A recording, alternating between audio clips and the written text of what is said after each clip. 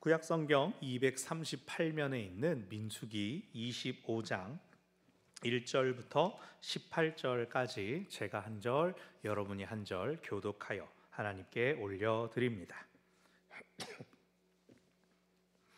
함께 교독하겠습니다. 이스라엘이 시딤에 머물러 있더니 그 백성이 모압 여자들과 음행하기를 시작하니라. 그 여자들이 자기 신들에게 제사할 때에 이스라엘 백성을 청하매 백성이 먹고 그들의 신들에게 절함으로 이스라엘이 바알보올에게 가담한지라 여호와께서 이스라엘에게 진노하시니라.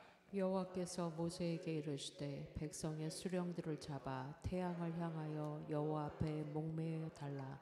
그리하면 여호와의 진노가 이스라엘에게서 떠나리라. 모세가 이스라엘 재판관들에게 이르되 너희는 각각 바알보올에게 가담한 사람들을 죽이라 하니라.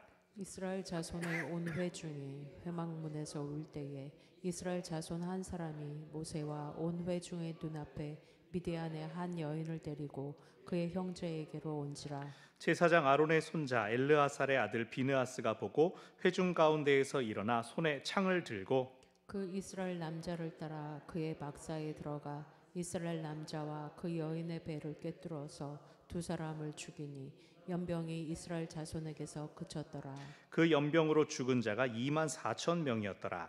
여호와께서 모세에게 말씀하여 이르시되 제사장 아론의 손자 엘르아살의 아들 비느하스가 내 질투심으로 질투하여 이스라엘 자손 중에서 내 노를 돌이켜서 내 질투심으로 그들을 소멸하지 않게 하였도다. 그러므로 말하라. 내가 그에게 내 평화의 언약을 주리니 그와 그의 후손에게 영원한 제사장 직분의 언약이라. 그가 그의 하나님을 위하여 질투하여 이스라엘 자손을 속죄하였음이니라. 죽임을 당한 이스라엘 남자 곧 미디안 여인과 함께 죽임을 당한 자의 이름은 시므리니 살루의 아들이요 시므온인의 조상의 가문 중 한 지도자며 죽임을 당한 미디안 여인의 이름은 고스비이니 수르의 딸이라. 수르는 미디안 백성의 한 조상의 가문의 수령이었더라.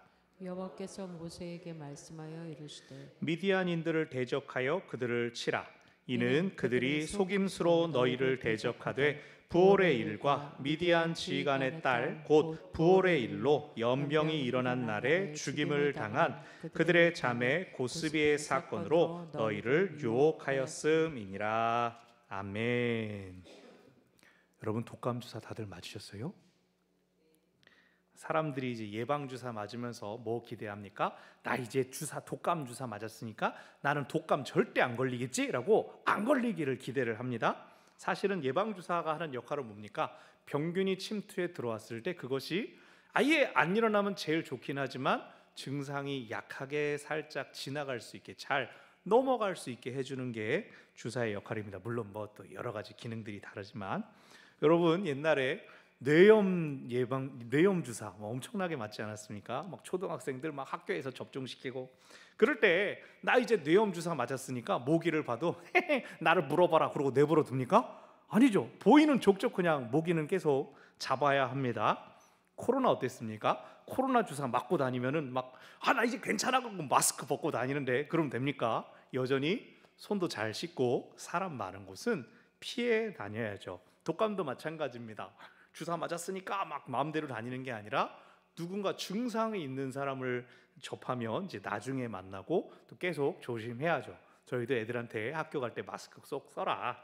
니들이 기침을 안 해도 다른 애가 어떨지 모른다라고 늘 주의를 시킵니다. 그래서 주사가 해주는, 약이 해주는 일이 있고 또 내가 해야 될 일들이 구별되어 있습니다.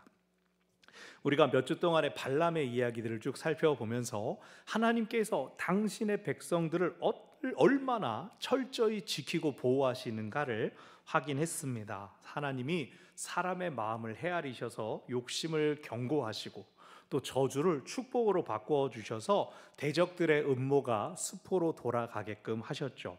그렇게 돌보셨는데 우리가 방금 읽은 본문에서 사건이 나고 말았습니다. 그 이유가 뭡니까? 하나님이 무능해서 그런 겁니까? 하나님이 아차 내가 그럴 줄은 몰랐다 그럽니까? 결국 그 발락의 작전과 계획이 하나님을 이긴 겁니까? 그렇지 않죠. 하나님은 사람을 상호적인 존재로 만드셨습니다. 하나님이 사람과 언약을 맺으시고 나만 바라봐라 신실하게 약속을 지키는 걸 하나님이 사람에게 계속 보여주시고 베풀어 주셨는데, 사람이 약속을 맺은 하나님을 보는 게 아니라 다른 쪽과 상호작용을 했기에 일이 터진 것입니다. 오늘 말씀을 통하여 이스라엘 백성의 실수를 되돌아보고 우리가 하나님 앞에서 조심하며 지켜야 할 것들을 확인하시기를 바랍니다. 아멘. 길었던 발람 이야기가 끝나고 이제 그 일의 영향이 이스라엘 자손에게 미치는 사건입니다. 발람이 모압 왕 발락에게 어떤 힌트나 계략을 주었는지는 알 수가 없습니다. 성경에 나오지 않아요? 다만 민수기 31장이나 혹은 여호수아 13장에 가면 발람이 이스라엘 사람들에게 처형당합니다. 그것을 보면 아하, 성경에 다 나와 있지는 않지만 이스라엘에게 해가 될 만한 어떤 분명한 죄를 지은 것이 분명합니다. 이제 요단강을 건너가기만 하면 되는 이스라엘 백성들에게 악한 계략을 꾸미고 있었던 모압이 여자들을 보내서 남자들을 유혹했습니다. 이제 1절, 이스라엘이 시딤에 머물러 있었다. 이 시딤은 요단 동편 땅에 마지막으로 진을 쳤던 곳입니다.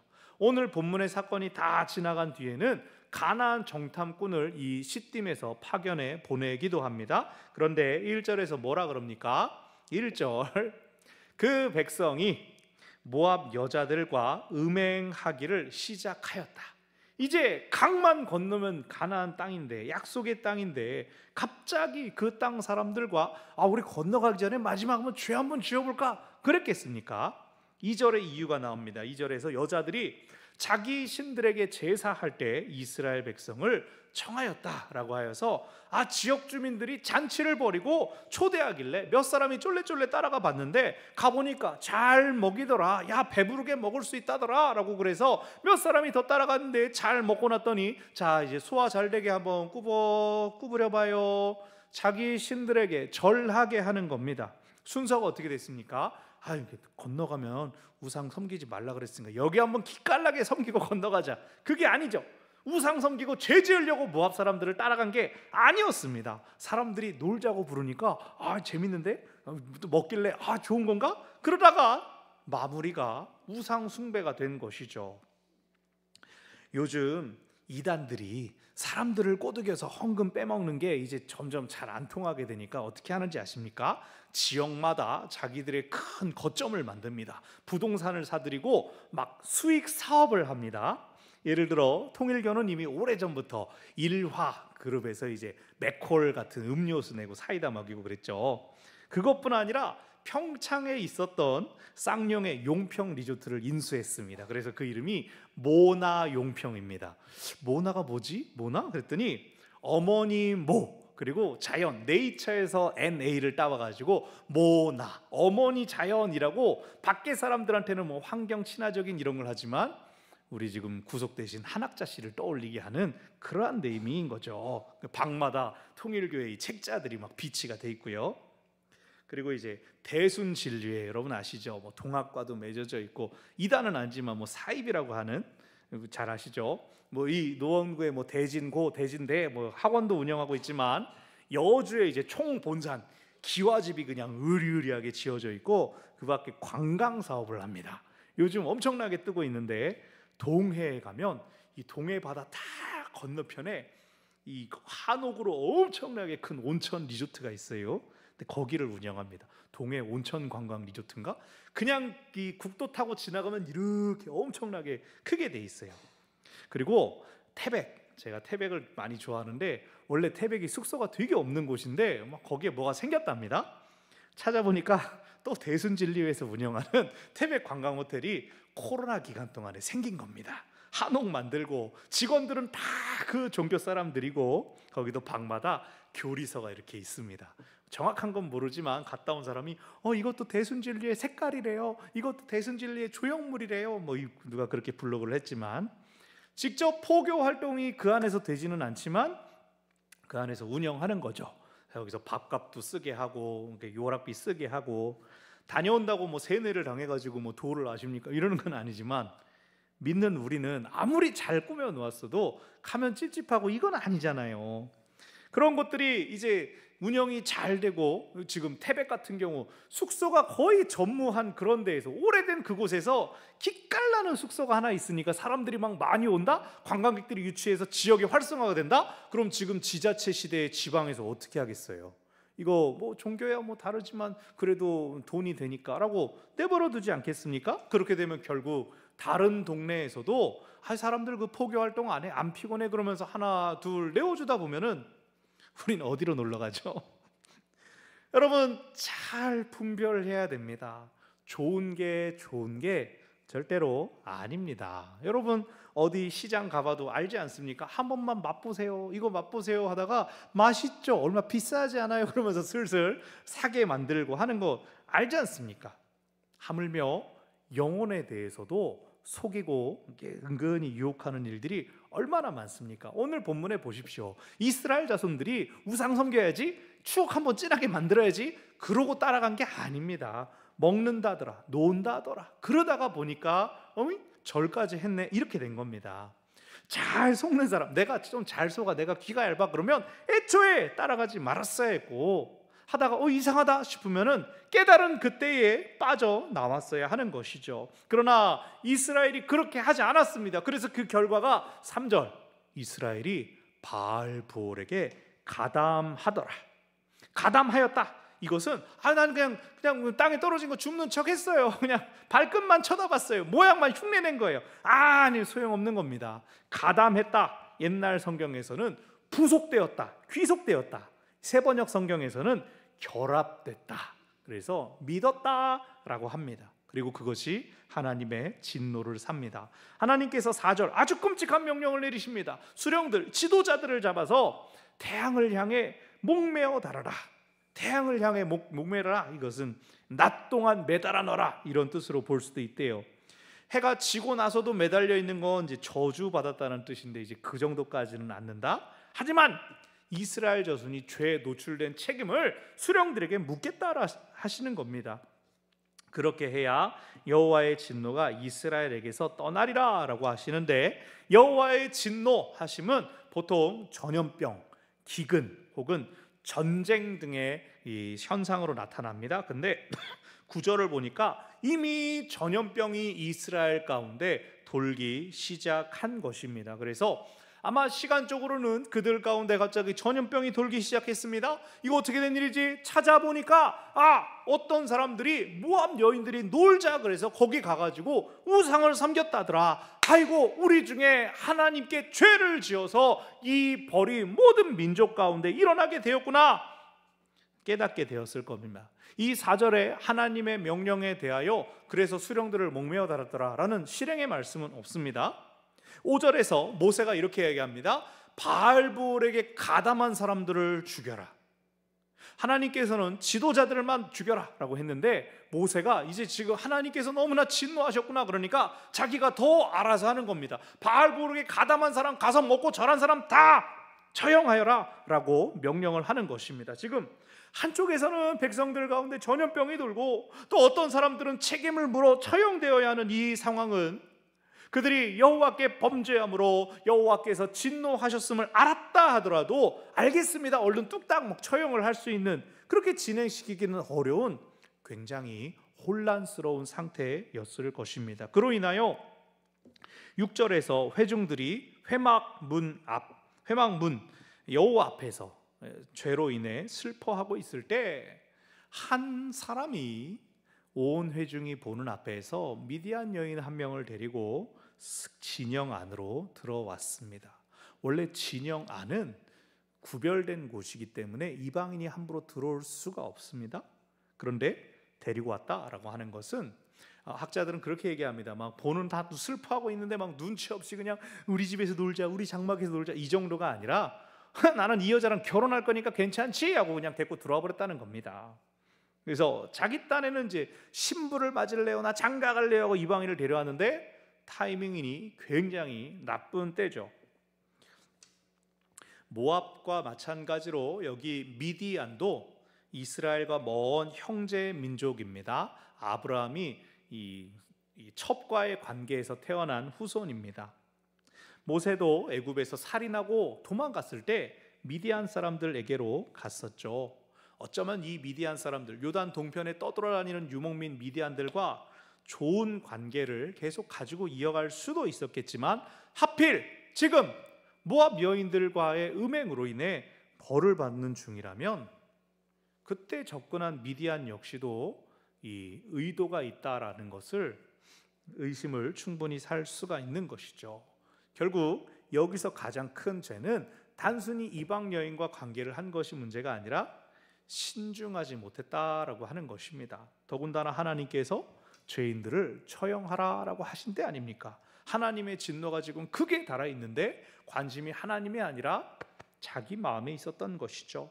7절 아론의 손자인 비느하스가 창을 들고 8절 남자의 장막에 들어가서 여자와 남자를 한 창으로 꿰뚫습니다. 한 창에 꽃이 겹쳐 있었다는 뜻이죠. 비느하스가 살인을 저질렀습니다. 피를 흘렸습니다. 제사장으로는 해서는 안 될 일입니다. 하지만 그것이 하나님께서 받으실 속죄가 되어서 이스라엘 중에 전염병이 그칩니다. 하지만 9절을 보니까 이미 전염병으로 죽은 자가 24,000명이었습니다. 그래서 6절에서 회중들이 울고 있었던 겁니다. 지금 전염병 때문에 다 죄 없는 사람까지도 죽어가고 있는데 죄인들까지 더 처형을 해야 되니 이것을 어떻게 할까 하면서 울고 있었던 거죠. 전염병이 그치고 사태가 정리될 때 11절 하나님께서 비느하스를 칭찬해 주십니다. 나의 질투심으로 질투하여 네가 나의 노를 돌이켜서 이 민족이 소멸되는 것을 막았다. 하나님은 이스라엘에게 절대적인 충성과 복종을 요구하실 수가 있지요. 하나님께서 구해 주셨으니까요. 하나님께서 그들을 광야에서 40년 지금 다 지난 때입니다. 당연한 겁니다. 약속을 지키지 않는 자는 벌하실 권리가 하나님께 있으니 그것을 보호한 그 하나님께서 그 신실하신 약속을 이어갈 수 있도록 죄인을 처벌한 비느하스를 칭찬해 주시는 것입니다. 상으로 12절 내가 그에게 내 평화의 언약을 주겠다. 평화의 언약이 무엇이냐? 13절을 보니까 그와 그의 후손에게 영원한 제사장 직분의 언약을 주겠다라고 하는 겁니다. 여러분 기억하십니까? 비느하스 가문에서 제사장이 끊어지지 않을 것이다 라는 약속 어제 새벽 에스라 8장에서 확인했습니다. 아닥사스다 왕 때 에스라와 함께 귀환한 사람들의 명단이 나오는데 왕족인 다윗 가문의 후손보다도 비느하스가 제일 먼저 그 이름이 나왔습니다. 성전이 없어진 중에도 제사장의 맥이 끊어지지 않았다. 그것뿐만 아니라 그 귀한 자들 중에 가장 앞장서는 존귀한 직분을 비느하스로 인하여 자손들까지 보존받았다는 것이죠. 여러분 자녀들에게 복 주기 원하시죠? 자녀들 잘 됐으면 좋겠죠? 제일 좋은 방법이 오늘 본문에 나옵니다. 뭡니까? 내가 하나님한테 영원한 약속을 받으면 됩니다. 하나님 비느하스한테 너와 네 후손들에게 영원한 언약을 주노라 라고 하시지 않았습니까? 내가 먼저 하나님께서 기뻐하시는 일을 행할 때 또 그것을 보는 자녀들이 복을 받는 줄 믿으시기 바랍니다. 아멘. 자, 14절 죽임을 당한 남자가 시므온 지파 중 한 지도자였다라고 이름이 나옵니다. 성경에서 잘한 사람 이름만 나오는 게 아니라 이 나쁜 짓 한 사람 이름이 두고두고 박제가 됩니다. 이 사람의 죄가 직접적인 원인이었는지는 모르지만 26장에 나오는 인구 조사를 볼 때 시므온 지파가 첫 번째 조사보다 가장 많이 줄어든 지파가 되어 나옵니다. 전염병으로 인해 가장 크게 위축되었다는 뜻일 수도 있고 그렇다면 이 시므온 지파가 가장 이 모압 여인들에게 노출이 많았다라고 볼 수도 있죠. 이 수만 줄었을 뿐만 아니라 나중에 땅 분배도 유다 땅 가운데에서 조금 분배받고 시간이 흐르면서 유다 지파에 흡수돼 버립니다. 기업을 잃어버립니다. 그러니까 비느하스는 복을 받고 그 이름이 대대손손 남는데 시므리는 저주를 받아서 각각 자손들까지 영향을 미치는 두 대조적인 사람이 오늘 본문에 나오는 것이죠. 근데 여러분 이걸 기억하십시오. 에스겔 18장 2절을 보면 아버지가 신포도를 먹었는데 그 아들이 이렇게 하겠느냐라는 속담이 있어요. 무슨 뜻일까요? 아빠가 신포도를 딱 먹었는데 갑자기 옆에 있던 아들이 아우셔 이럽니까? 말도 안 되는 거죠. 하나님도 각 사람의 죄를 각 사람한테 물으시지 이놈 네 아버지가 잘못했으니 너 벌 받아라. 하나님도 그렇게 하지는 않으신다는 거예요. 즉 복이나 저주가 저절로 대물림되는 게 절대 아니라는 말입니다. 하지만 그럼에도 불구하고 부모가 어떻게 하나님께 복을 받고 어떻게 혼이 나는지를 자녀가 보았다면 그 자녀가 역시 나도 하나님 앞에서 어떻게 해야겠다라고 하는 것을 보고 명심하지 않겠습니까? 그러니 내가 예배하고 내가 하나님을 우선함으로써 복을 받는 것을 보여주고 가르쳐 주어야 하는 것입니다. 신앙의 유산은 저절로 흘러가는 것이 아닙니다. 그냥 내 장례식에 위패 권사 장로 이렇게 써 있다고 자녀들이 우리도 교회 잘 다니, 이건 신앙의 유산이 아닙니다. 내가 계속 11조 했냐, 주일은 청소해야지 라고 하는 것들을 계속 잔소리하면서 가르치고 모였을 때마다 기도하자, 엄마 아빠가 항상 너를 위해 기도한다, 이걸 가르치는 것이 신앙의 유산을 바르게 계승시키는 줄을 기억하시기를 바랍니다. 아멘. 15절에 시므리와 함께 죄 지은 이방 여인의 이름이 밝혀지는데 이건 엄청나게 드문 경우입니다. 뭔 이방인 이름까지 남겨놓습니까? 중요한 것은 이 여인의 이름이 고스비, 미스고, 우리가 신라원 다닐 때 이제 미스고라고 장난을 쳤는데 고스비이니, 근데 고스비라는 이름이 중요한 게 아니라 그녀가 미디안 백성의 한 조상의 가문에 수령의 딸이었다, 미디안 족속 지도자의 딸이었다라고 하는 것이 중요합니다. 이렇게 이 여인의 신분이 밝혀짐으로써 미디안이 모압에 적극적으로 협력해서 이스라엘을 무너뜨리려고 했다, 유혹했다라고 하는 것이 드러났습니다. 그래서 16절부터 18절까지 하나님이 미디안을 대적하여 치라라고 하는 명령을 하시고 31장에서 이스라엘이 미디안에 보복하는 내용이 이제 나오게 됩니다. 오늘 본문은 단순히 모압이 계략을 써서 이스라엘이 우상 숭배하게 만들었다, 그것으로 끝나지 않습니다. 오늘 본문의 내용은 한 3가지 정도를 보여주는데, 첫 번째, 아론이 지금 세상을 떠난 상태입니다. 그 다음으로 정통성이 누구한테 있느냐, 비느하스한테 있다라고 하는 것을 각인시키는 효과가 있습니다. 오늘 본문은 출애굽기 32장의 금송아지 사건과 한 축을 이루는, 하나님 앞에 반역하여 큰 벌을 받은 그러한 사건입니다. 그때 출애굽기 32장에서 레위 지파가, 레위 자손들이 하나님의 편에 서서 자기의 형제와 친척들을 처형함으로써 하나님께 선택받았습니다. 마찬가지로 오늘 본문에서 거룩한 분노로서 제사장의 신분이지만 죄인들을 죽임으로 속죄한 비느하스가 하나님의 사람인 정통성을 가진다라고 하는 것입니다. 두 번째로 오늘 본문은 이스라엘이 모압과 미디안을 공격하는 근거를 알려줍니다.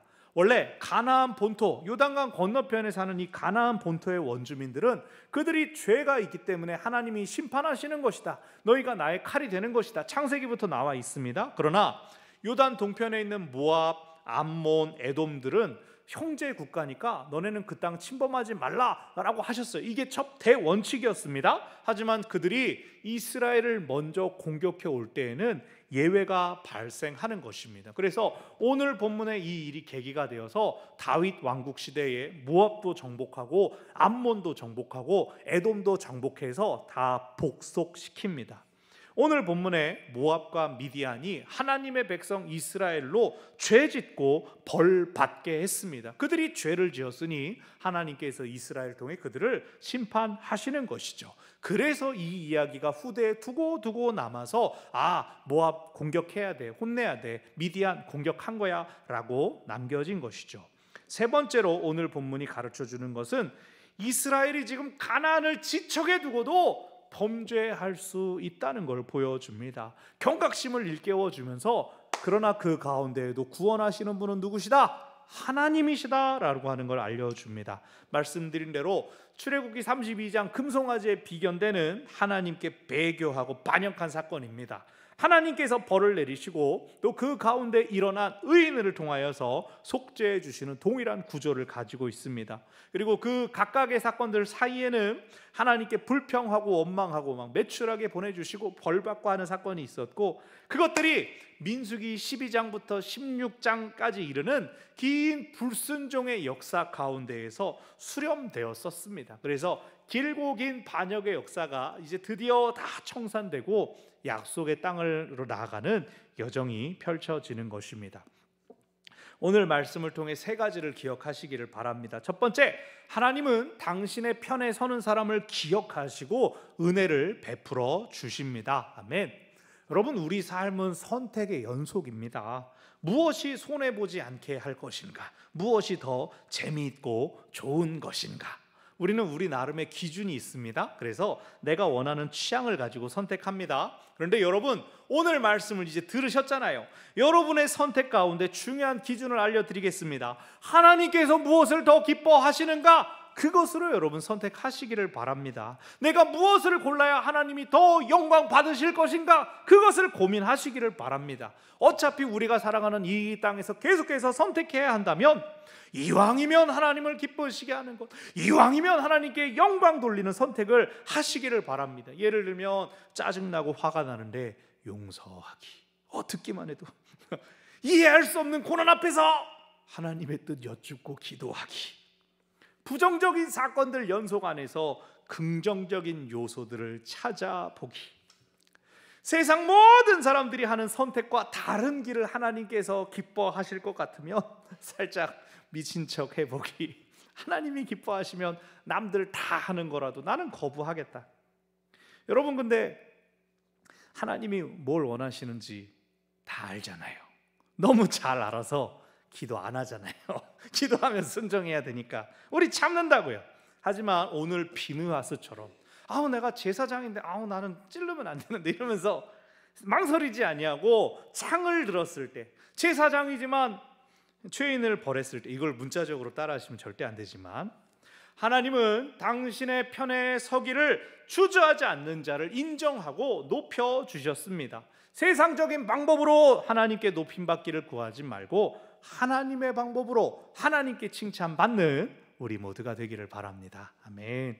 두 번째로 기억할 것은 나를 죄짓게 하는 것들을 멀리 하시기를 바랍니다. 여러분, 내가 나를 가장 잘 알지 않습니까? 내가 뭐에 걸려 넘어지고 내가 뭐에 연약하고 내가 뭔 반복적인 죄를 짓는지 잘 알지 않습니까? 멀리 해야 됩니다. 죄 짓는 습관을 멀리 하시기를 바랍니다. 이 죄가 하나님과 나 사이에 끼어드는 것을 내가 막고 내가 멀리 해야 합니다. 헬스장에서 PT 받는다 이런 말이 있지 않습니까? 퍼스널 트레이닝을 받으면 운동만 딱 봐주고 회원님 다음 주에 봅시다, 내일 봅시다 이렇게 안 합니다. 댁에 가서 뭐 드셨는지 저한테 리스트 보내세요, 사진 찍어 보내세요, 그러면서 뭐 먹었는지 지금 내가 내 집에서 뭘 먹는 거를 막 점검합니다. 왜요? 딱 본 다음에 맛있겠다, 나도 저녁에 이거 먹을래요. 지금 그러려고 합니까? 아니죠. 회원님, 요건 줄이세요, 요거 더 먹으세요. 무엇이 당신을 살찌게 합니다, 무엇이 당신을 더 건강하게 만듭니다 라고 조언, 잔소리를 하지 않습니까? 그건 간섭하는 것이나 스토킹이 아닙니다. 그게 바로 내가 PT 비용 지불하고 받는 서비스입니다. 내 몸을 더 좋은 건강한 상태로 만들기 위한 도움을 받는 것이죠.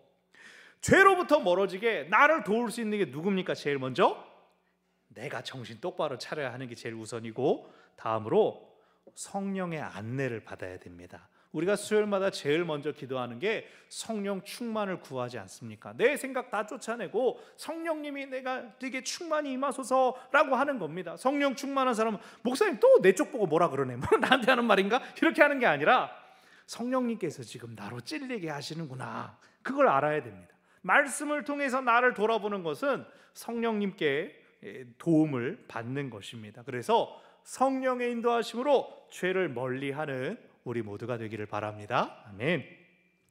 마지막으로 기억할 것, 교만을 버리고 하나님 앞에 겸손하시기를 바랍니다. 이 주어가 내가 되는 순간 믿음이 흔들려 버립니다. 늘 하나님이 나의 주어가 되어서 주가 원하시는, 주가 기뻐하시는 삶을 살아야 합니다. 나는 억울하고 답답해도 어쩔 때는 그게 하나님의 뜻일 때가 있습니다. 나의 약해짐을 통해서 하나님께서 큰 일을 행하실 때가 있습니다. 우리는 모르지만 낮아지고 약해진 우리를 쓰셔야 하는 뜻이 하나님께 있는 것입니다. 사실 그때는 가장 힘들고 어렵지만 그것을 이기고 나면 하나님께 더 영광이요 기쁨이 되고 또 하나님은 그런 우리를 품어 주십니다. 모세가 반석을 2번 친 마사 혹은 무리빠 사건이 민수기 20장에 우리가 지나갔었죠. 민수기 12장에서 하나님이 모세를 칭찬하십니다. 아우, 모세 이 사람은 온유함이 지면의 모든 사람 중에 짱이야. 그랬는데 그 칭찬하셨는데 이제 40년 다 지나갔습니다. 약속의 땅 멀지 않았습니다. 그런데 그만 어리석은 백성들을 참지 못하고 분노해가지고 바위를 펑펑 치면서 언제까지 너희에게 물을 내줘야 되냐 이 반역한 백성들아, 화를 내다가 하나님께 벌을 받고 약속의 땅에 못 들어가게 되지 않았습니까? 하나님의 영광을 가렸다라는 이유였습니다.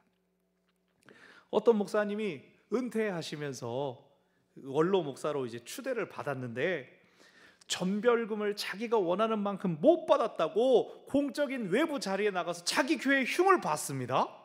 그게 교인들 귀에 들어갔어요. 회의를 열어가지고 공동의회를 소집해가지고 원로 목사 예우를 취소해버렸어요.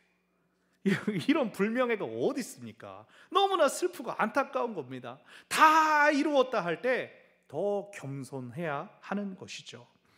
그래서 우리가 언제나 교만을 경계하면서 하나님 앞에 겸손해야 하겠습니다. 말씀을 정리합니다. 길었던 발람과 모압 스토리가 이제 끝이 났습니다. 그러나 우리에게는 여전히 도전과 유혹이 찾아옵니다. 죄짓게 만들고 하나님으로부터 멀어지게 만들려는 유혹이 늘 곁에 있습니다. 그럴 때 오늘 말씀을 기억하시기 바랍니다. 하나님은 당신의 편에 서는 사람을 기억하시고 은혜를 베풀어 주십니다. 나를 죄짓게 만드는 것들로부터 멀어지시기를 바랍니다. 교만을 버리고 하나님 앞에 겸손하시기를 바랍니다. 하나님께서 우리를 보호하시고 하나님의 온전하고 거룩한 도구로 사용하실 것입니다. 아멘. 우리 찬양